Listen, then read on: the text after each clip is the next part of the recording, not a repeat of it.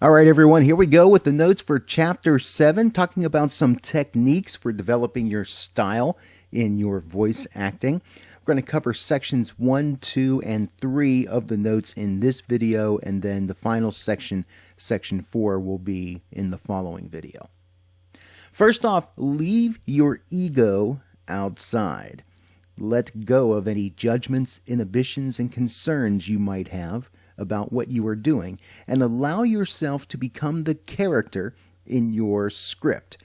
So basically what we're saying is really it's not about you when it comes to portraying your character, when it comes to reading your script. People are not going to gather around the radio or the podcast to hear your amazing voice. They're coming to hear information or to be entertained with the character that you are presenting. So anything that you bring in that shows more of you and less about the product that you're talking about, less about the particular script or the storyline, is really going to mess things up when it comes to you delivering an effective message. The director in the front of your mind is not there to judge you, but it should be considered a coach and an advocate whose sole purpose is to make your performance better. There is an important difference between being critically analytical about your performance and being judgmental. Don't beat yourself up too much over things. We do talk about the fact that as a pro, you ought to be able to go into the studio and get things done with the minimal number of takes, and things should become second nature. But you know what? Not everybody's perfect, and it doesn't always happen that way. So if you go into a session and it doesn't quite work right, or there's differences of opinion on how something should be done, you know what? It's part of the gig. We're not curing cancer. We're not building rockets. We're creating an audio piece. And if we have to, we can do another take. So talking about being judgmental versus being critical, there is a distinction. Judgmental thinking usually approaches the subject from a negative point of view. It works to beat you down. It works to basically make you feel inadequate for what you're doing. Meanwhile, critical thinking is constructive and helps you move toward solutions. It's a more objective sort of way at looking at how you're doing and what might need to change. It's not, you're a bad person. It's, well, maybe we need to do something different here to make the product better. So, especially when it's coming from yourself, you don't want to be beating yourself up. You do want to troubleshoot and do the best job that you can. So you do need to think critically and constructively, but don't be judgmental and be negative on yourself and beating yourself up. Rehearse the way that you'll perform. Experiment with your choices out loud, exactly the way you intend to perform the lines. We've talked in the past about the idea that when you do a mic check, that you should do a portion of your script and you should do it in the way that you intend to read it, because it's going to give the producer that's recording you a better sense of what your voice is going to sound like. It's going to help to be able to get good levels on you. But what it's also going to do is allow you to play around a little bit with the copy when you're doing your practicing. Whether you're in the studio or not, honestly, it's just a good idea for you to actually vocalize it so you can hear what's going on. And in the course of rehearsal and in the course of reading your lines and understanding your lines, you're able to play around and see what works and what doesn't. In order to create a great performance, you must rehearse the way you will be performing. Now, you want to be careful not to make the mistake of rehearsing silently or at a whisper or quietly. Again, kind of the same way that you would think about doing a mic check. You don't want to get into the studio and be like, check 1, 2, 3, and then come out like this, because you're going to blow your readings off the charts from the VU meter. Also, if you're Rehearsing quietly, if you're not saying it in the way that you intend to say it when you get into the studio, there's different nuances in what you hear that could impact the way that you think about the effectiveness of your particular read in the particular way that you intend to do it. So do it loud, do it proud, do it the way that it was intended to be. And you'll thank yourself at being efficient in doing your troubleshooting ahead of time as you're rehearsing, before you go into the studio. As you go into the studio, things get done a whole lot quicker. Now, let's talk about a marketing concept here. This is something that's going to help us when we think about how we approach copy, especially when it comes to commercial copy. Whenever we want to communicate something to someone else, we need to do 4 different things, and it's these 4 listed on your screen: interrupt, engage, educate, and offer. The first part, the first section of what we do is the interrupt. We're trying to get somebody's attention. We're speaking up for the first time. We're trying to get the person that we're intending to speak to perk up and to listen to what we have to say. Second, engage. Once we get their attention, we want to keep their attention. All right, we interrupted them. We got them to listen to us for a few seconds. What is going to make it so that they want to keep listening? That's engagement. Third, educate. Give them the information that we're trying to do. Share the communication. And fourthly, offer. Give them an opportunity to respond. So basically, when we're doing messages in this way, when we're reading scripts, when we're trying to capture someone's attention with our voice, we're trying to do all these 4 things. We're interrupting them from whatever it is that they're doing at that moment, trying to get their attention, and then keep that attention with engagement. Keep their attention with engagement. Give them the information. Educate, let them know why we're talking with them, what we want them to know, and then let them know how we want them to respond to what it is that we've just said with the offer. Now, one of the things that we ought to keep in mind, in principle, the idea of what is advertising versus marketing. We tend to think of them as the same thing, and they are closely related to each other, but there is a bit of a distinction. Advertising is more about creating an interrupt and making a message memorable through repetition. That's why you hear the same ad on the radio over and over and over, and you see the same ad on television over and over and over. Because the more that they get you to view a particular message, the more likely it is that you are to remember the message and do something with it. Meanwhile, marketing is more about creating a unique aspect to the message that will make it memorable without repetition.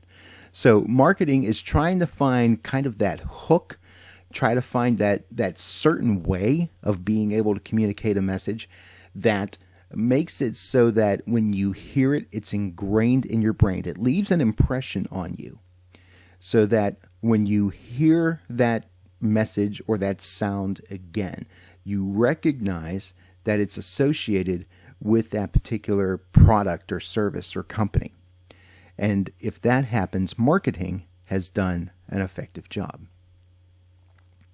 Take a close look at the first sentence or 2 of your script and ask yourself, how can you speak those words in a way that will instantly take the listener's mind off of what they're thinking and then swing their attention towards you? So you have to catch them in such a way that their ears peak up and they're like, whoa, what's that? That's different, that's strange, that's weird, that's interesting, that's appealing. Whatever it's going to be, your interpretation of those first few words is going to create that interrupt to capture their attention. The real secret to successful engagement is in the nuance and the subtlety of your interpretation. So you can't just be reading the words. You can't just pick up a piece of paper and say whatever's there and not really think about how you're going to say it or why you're saying things in a certain way. This step requires a deep understanding of your character's role in telling the story. Even if we don't think of it as a character per se, and it's just an announcer talking about this particular product or service, the way that you read those words and what it is that you're trying to say to them ought to be something in such a way that, again, it answers that question, why should I keep listening to you? So the way that we say the words, the way that we interpret them, once we've captured their attention, if we're doing an effective job, we'll keep their attention. Educating the audience is often nothing more than raw, uninteresting information. It's the stuff that you're essentially trying to get them to hear. But you can't let it sound like that because you do want them to hear it. So by the time you get to the educational part of the story, your delivery needs to have evolved in such a way that the flow from interrupt through engagement and into education is imperceptible. You don't want people listening realizing that you're trying to hoodwink them through this process. It needs to sound like a natural conversation, like it's something that you would be telling people just in everyday language, walking down the street and you're talking about this particular thing. Again, the power of audio is that it is something that can be kind of intimate. It kind of has that feel of the one-on-one sort of experience. And the more that we can do that, the more that we can make what it is that we have to say from the very beginning and continuing through something that is appealing and attractive to listen to for one reason or another, then we're doing our job in going through this marketing process. Finally, the idea of the offer is to provide a safe and low-risk way for the audience to take the next step in the sales process. And this is what we call the call to action. So this is the point where we say, go buy the product, or call for more information, or visit our shop, or take up a free consultation, or fill out a form on a website. Whatever it is that we're trying to get people to do, this is the actual action step that we want people to take in kind of the end of a 30-second or 60-second mini persuasion speech, if you will. So if you've been effective in capturing their attention, keeping their attention, and telling them the message that you want them to hear, if you've been effective in the interrupt and the engage and the educate, then you may possibly get a response with the offer, with the call to action that you are presenting to them. All right, let's talk about some shortcuts that trick your brain that may help you when you're trying to overcome certain issues in reading copy. This one's called the 2-4 shortcut. It's also known as substituting words. What happens here is that when you find that you are mispronouncing a word or that you need to speak with a clearer diction, you can simply respell the word phonetically or use a different word that has the sound that you want. A couple examples here on your screen. You see the word to, T-O. And maybe if you're reading too quickly, you say it as tuh or something like that, but you need to get to out there. So maybe you cross out T-O and you write T-W-O because you're more apt to pronounce it correctly if you see it spelled out as the numeral as opposed to the adverbial precursor there. Same thing with the word for. You might be tempted to pronounce F-O-R as fur instead of for. So you might spell out the numeral for to help you remember that. Sometimes spelling something out phonetically will help you as well. To be able to say cellular, you can spell it out that way.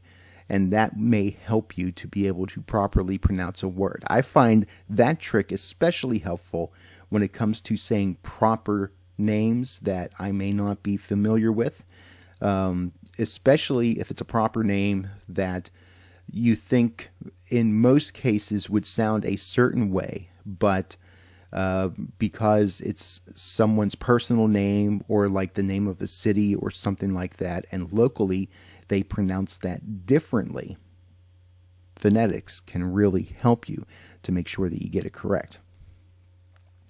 Linking. A common problem is the de-articulation or the dropping of the last letter or sound of a word. This condition is occasionally referred to as lazy mouth. Now, most people will mistakenly adjust their delivery to be overly articulated or over enunciated, and the result is an artificial sound that's not as authentic. You can kind of feel when someone is over articulating their words and what they say, and it sounds weird, and you wonder what's wrong with them. They're trying to make sure that you're hearing things clearly, and you do, but at the expense of kind of losing the flow of the conversation and possibly losing interest in what that person has to say, because it just kind of grates on you.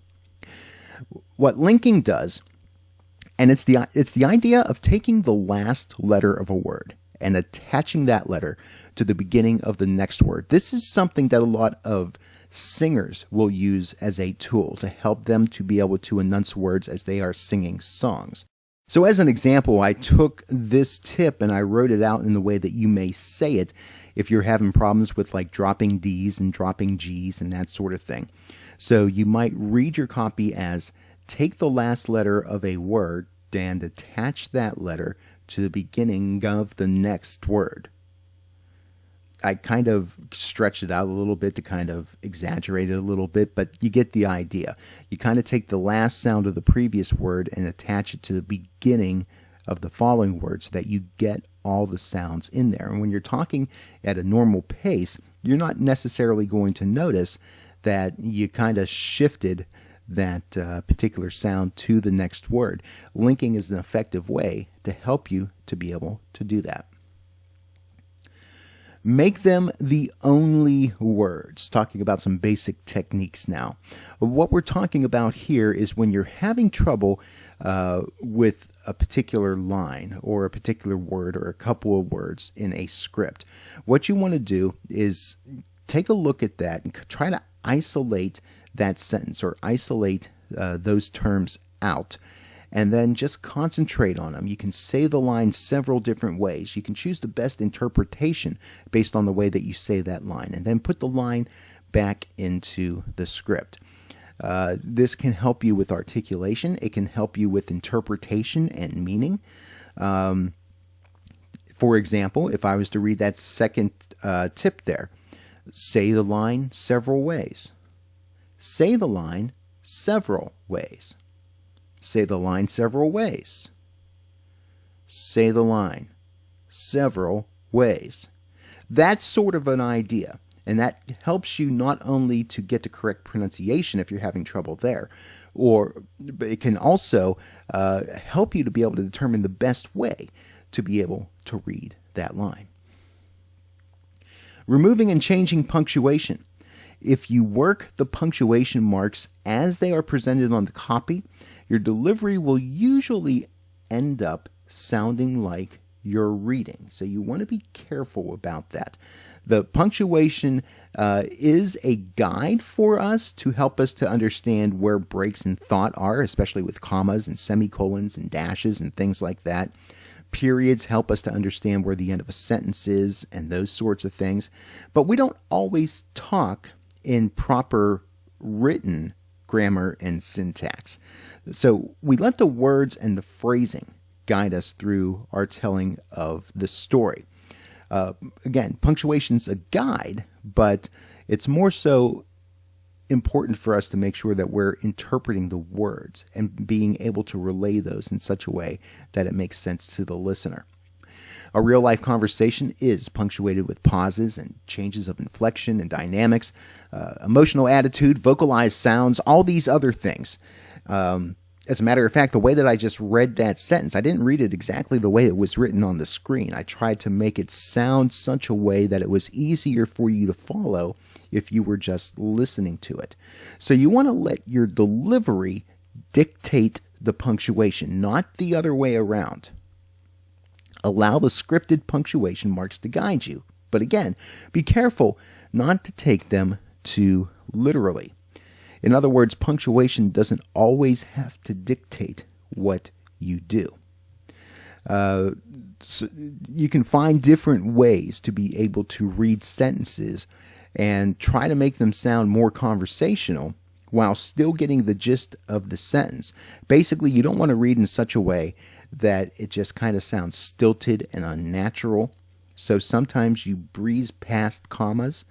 Sometimes you put pauses in unusual spots as you're talking into a sentence because you want to emphasize certain things a different way, or you want to give special attention to a particular portion of what it is that you're trying to say. So punctuation is a guide, but it is not the law when it comes to how we read. Reversing text to find inflection. What this tip does is it tells you to take a sentence, and if you're having a hard time trying to find the way that you inflect certain words or put emphasis on certain words, you can reverse the sentence structure, move things around within the sentence, and discover a different way of inflecting the words. Now, this exercise comes from your textbook, and you see the sentence there in italics on your screen.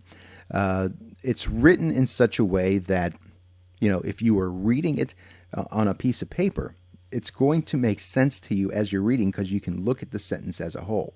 But if you try reading this sentence out loud and you're not kind of prepared for what the sentence says, you could wind up reading it in such a way that it doesn't quite make as much sense to the listener.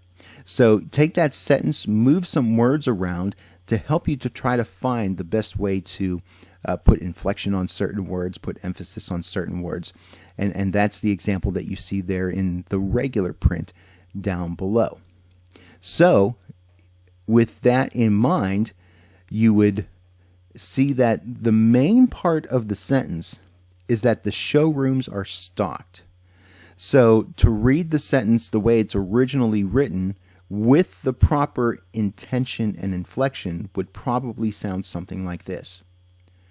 Created to bring you the ultimate home theater experience, our showrooms are stocked with the latest high-tech equipment. Now, that's one interpretation. There might be others that would be effective as well. But moving the words around may help you to be able to see that, because when you write in kind of the basic sentence structure that we think of, subject first, and then the verb, and then descriptor words, and that sort of thing, you see that the subject here is that the subject is the showroom. And the showroom, we want people to know, is stocked with all this great stuff. And then the reasoning kind of comes after that. And the reasoning might be important to some people, but not to everybody. So we give the emphasis and the importance to the idea that the showroom is stocked. Never play comedy for the laugh. This one can be a challenge for some people. People relate to humor. They're intrigued by an oddball character delivery or a non sequitur statement, perhaps a quirky personality, a situation that's out of place. These things serve as interrupts or engagements within a story, but they only work when the listener believes that what they're hearing has a sense of truth and reality. Now, obviously, many times we tend to exaggerate certain things for comedic value, but there has to be a certain sense of what is happening is somewhat realistic or somewhat expected within the scope of the storyline. Not that it might be literally able to happen or literally expected, but you get that sort of idea. A lot of times you also have the unexpected, which works in comedy as well. But if you're doing comedy for the sake of trying to do comedy, a lot of times it doesn't work. There has to be sort of a natural way of understanding how the comedy works, what's expected, how to deliver punchlines, and that sort of thing. So if you're just trying to put a joke in for the sake of putting in a joke, you could wind up diluting a message. And that's, one issue that, if that's all that happens, you're doing good. But you could wind up completely antagonizing the listener. One way that you can kind of think of that is if you're somebody that really doesn't like when someone does puns. I admit, I love puns. I love playing with words and trying to twist things around in that sort of way. And I can tell some real groaners. And there are people who groan at my pun jokes. You know, you have to be careful about that, not just with puns, but with any kind of comedy, really. If you're just trying to slip it in there to try to make somebody laugh, most of the time, if you're trying hard to make somebody laugh, it's really not going to work well. So when you're dealing with comedy, one of the best tactics you can use is to try to deliver lines rather straight. In other words, play the comedy as though whatever is being said is simply the way it is. Have a matter-of-fact sort of delivery when you say something that's completely absurd, because that could actually add to the comedic value. Now, this class doesn't really talk about comedy at length, and there's special classes and seminars that you can take if that's something that you want to get more in-depth in. And that's something that's very much an art as much as it is a science as well. But this is one thing that you can definitely do to try to be rather judicious about your use of comedy. Don't push it. Don't oversell it. Don't try to force the laugh. If it's a natural sort of thing that can happen, great, fantastic. Use that, but don't overkill it. Finally, ride the elevator to tweak your timing. The idea here is to adjust the tempo of your delivery without affecting the meaning or intentions of your delivery. The way the author talks about it in the textbook is to imagine you riding an elevator with somebody, and you know that you've only got a limited amount of time in the elevator with that person, and you need to tell that person a particular message before the elevator stops and you guys get off of the elevator. So depending on how many floors you're going up, maybe it takes 10 seconds to head up to one floor. And if you've got 10 seconds to say something, how are you going to say it? How quickly are you going to say it? Is there too much information to try to give out in 10 seconds time? Then you might need to cut something. Or if you're trying to use the entire length of time to tell somebody something and maybe you don't have enough of material to cover through going up 3 floors for 30 seconds, then maybe you need to do some adjusting there as well. So it's that idea of making the time work for you and using the time to its best advantage, whether it's having to cut material so that you only say the essentials within a certain amount of time, or filling to add more content that is valuable, or perhaps you might just have to kind of pick up the pace and get everything in because it's all important, but you only have a limited amount of time to do so. So, you got to get on the ball and make sure you say what you have to say. So this is a good place to take a break. We will pick it up with the next video and finish out the notes for Chapter 7.